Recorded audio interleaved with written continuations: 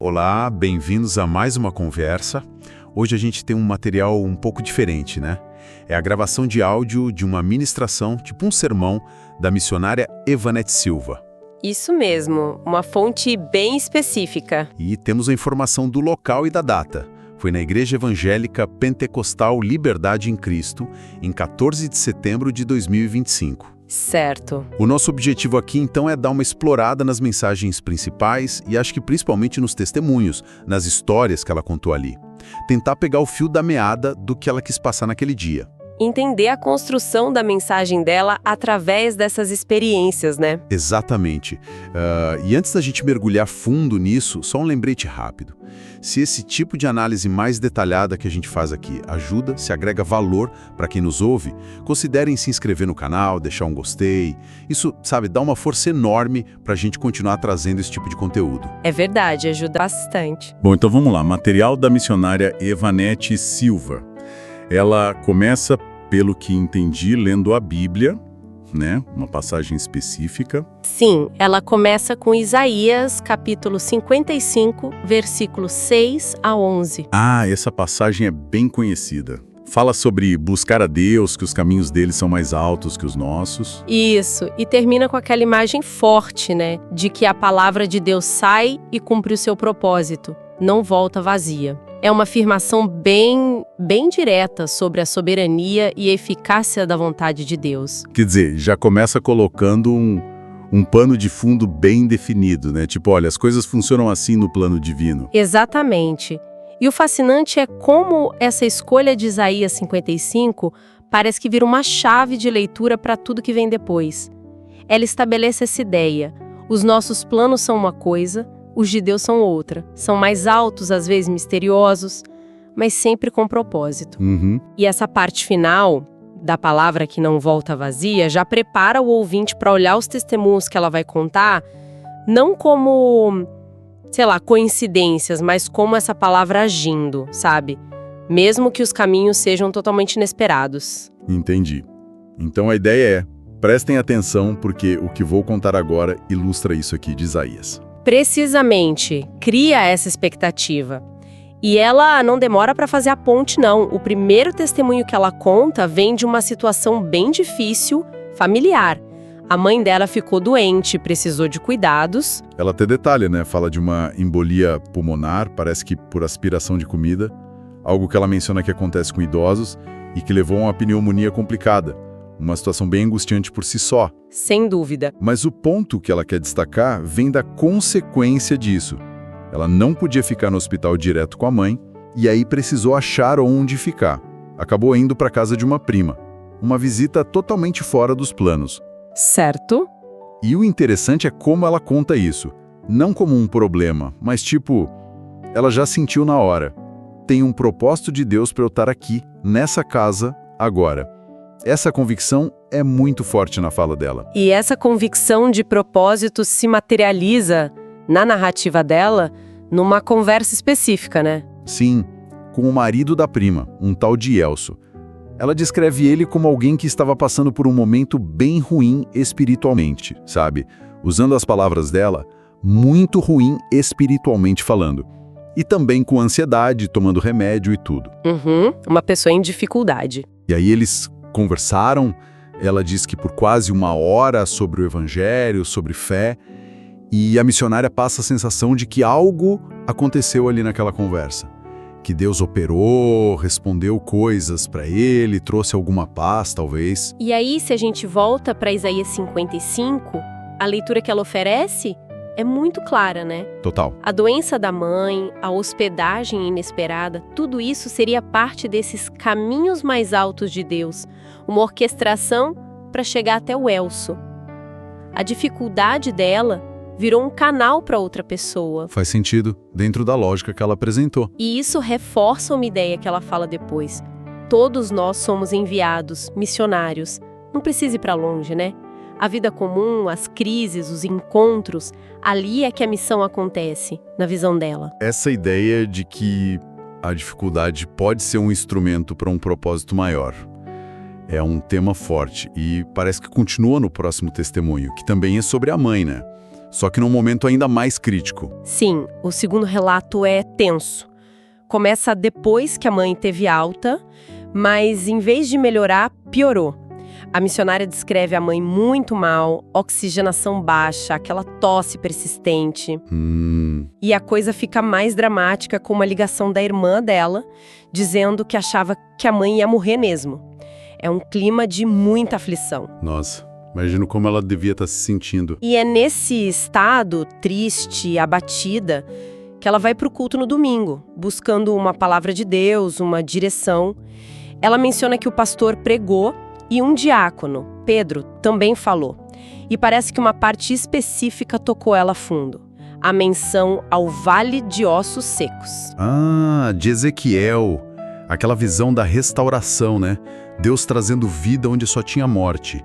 É uma imagem muito poderosa mesmo. Exatamente. E na história bíblica, o profeta tem que profetizar sobre os ossos para eles reviverem.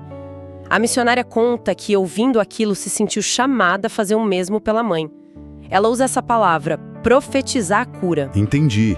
Nesse contexto, profetizar não é prever o futuro, mas declarar com fé o poder de Deus para mudar a situação, né?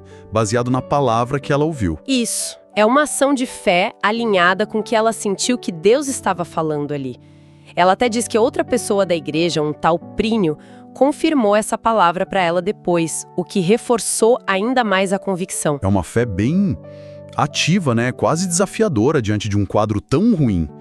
E qual foi o desfecho que ela narra? O desfecho é apresentado como uma resposta direta. No dia seguinte, a irmã liga de novo. E aí tem aquele detalhe que você mencionou. Ah, sim. Ela faz questão de dizer que a irmã é espírita. Pois é. E é essa irmã que liga usando um apelido, Titica, e diz: Deus fez um milagre. Conta que a mãe melhorou de repente, de forma significativa. Uau! E a missionária atribui isso diretamente à oração da igreja e àquela palavra ouvida no culto, a ação de profetizar. Esse relato tem vários elementos fortes, então. A fé na dificuldade. Sim, a fé no limite. O papel da oração da comunidade também, a busca e o recebimento de uma mensagem específica no culto. E a interpretação do resultado como milagre. Exato. Uma intervenção divina direta. E esse detalhe da irmã ser de outra crença, o que você acha que ele acrescenta na narrativa dela? Olha, me parece que funciona como uma validação externa, sabe? Como se dissesse, foi tão claro, tão óbvio, que até quem não é da nossa fé reconheceu que foi Deus. Tira um pouco da subjetividade, talvez. Exatamente essa é a impressão que passa. Reforça a ideia de que o milagre foi um fato objetivo, reconhecido por um observador externo. É uma forma interessante de construir a autoridade da narrativa, né? Levanta umas questões sobre como a fé interpreta e valida experiências. Faz todo sentido. Mas a ideia de Deus agindo na fala dela não fica só nesses eventos mais espetaculares, digamos assim, né? O terceiro testemunho me pareceu ir para um lado mais prático, talvez. Isso, perfeito. O terceiro relato muda um pouco o foco, vai para uma orientação divina percebida em algo bem concreto, lá no hospital mesmo. Ela descreve a cena, eles no corredor, uma equipe médica passando, olhando os pacientes meio de longe. E aí, do nada, uma médica sai do grupo, vai até eles e dá um conselho rápido, super específico sobre a mãe. Exato. A orientação era para mudar a alimentação. E a médica teria explicado o porquê. Um problema sério no aparelho digestivo, no esôfago, que estaria flácido. E ela ainda conecta isso com a postura da mãe, né? Que era muito curvada, corcunda por causa da coluna, e isso que estaria causando problema no esôfago e, por consequência, as pneumonias por aspiração. Um diagnóstico bem específico, vindo assim de repente. E a interpretação da missionária é imediata. Foi Deus usando aquela médica. Simples assim. Para ela, aquele conselho técnico, rápido, de uma profissional que talvez nem soubesse da história toda, foi uma resposta de Deus. Ela até usa isso para alertar os ouvintes. Fiquem atentos para não perder a bênção. Quer dizer, Deus pode usar meios inesperados, pessoas inesperadas, e a gente precisa estar ligado para perceber. E ela conta que seguiram o conselho, mudaram a dieta, e isso foi chave para a mãe melhorar de vez. Isso realmente amplia a ideia de ação divina, né? Não é só o milagre inexplicável, mas também a informação certa na hora certa vinda por um canal comum, digamos. Sem dúvida. Esse testemunho mostra outra faceta da soberania de Deus que ela está apresentando. Deus agindo através de meios naturais, na ciência, da expertise humana.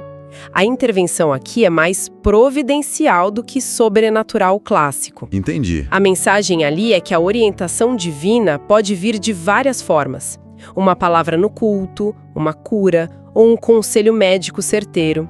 O ponto comum, para ela, é reconhecer a mão de Deus por trás daquilo, seja o que for. Isso volta lá para Isaías, né? Os caminhos de Deus são diferentes. Às vezes ele usa o extraordinário, às vezes ele usa o ordinário de um jeito extraordinário. Essa visão de um Deus presente tanto no milagre quanto no conselho médico pareceu o fio que ela usa para amarrar tudo no final da ministração, então. Quais são as conclusões que ela mesma tira? No final, ela meio que junta tudo isso. Reforça a imagem de Deus como socorro bem presente, que ouve o clamor, diz que ele fala pela palavra escrita, a Bíblia, mas também usa seus servos. E esse servo parece ser um conceito amplo para ela, né? Inclui o pastor, o diácono. E até a médica no corredor, pelo jeito. Parece que há uma via de mão dupla. Deus age e fala, e a gente precisa ouvir, crer e agir de acordo. E ela também chama os ouvintes a fazerem algo, né? Sim, ela volta àquela ideia de profetizar em favor das nossas vidas. Pega o gancho do segundo testemunho e incentiva essa postura de fé ativa. Declarar a proteção de Deus, a cura, repreender as doenças, tudo baseado na crença no poder dele. Ela ainda menciona a crença nos anjos, o anjo do Senhor que protege, e diz que ela mesma tem testemunhos de livramentos, mas não entra em detalhes ali.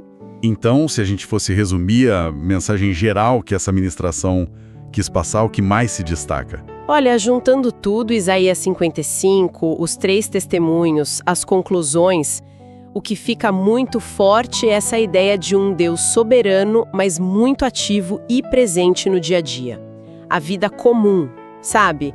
Com doença, problema de relacionamento, encontro casual, busca por solução prática, tudo isso é o palco onde Deus age, na visão dela. Certo. E a fé não é só acreditar, é uma ferramenta. Tem que orar, tem que buscar a palavra, tem que profetizar, tem que ficar atento aos sinais. A interpretação dos eventos é central. Tudo, do problema à solução, passa por essa lente espiritual que vê propósito e intervenção divina em tudo. É uma visão de mundo onde Deus está sempre se comunicando e agindo, e o nosso desafio é se conectar com isso. Essa análise toda da estrutura, da mensagem, leva a gente a uma última reflexão, né? Pensando nesse material que a gente viu hoje. Como será que essas narrativas pessoais, tão fortes, que leem tudo de doença a conselho médico como um papo direto com Deus, podem acabar moldando a percepção de propósito e a própria experiência diária de quem adota essa visão apresentada ali na fonte? Fica aí uma coisa para a gente pensar sobre como crença, experiência e o significado que a gente dá para as coisas se misturam, né? Com certeza. É uma dinâmica bem interessante. Querendo Deus, voltaremos em breve com mais análises.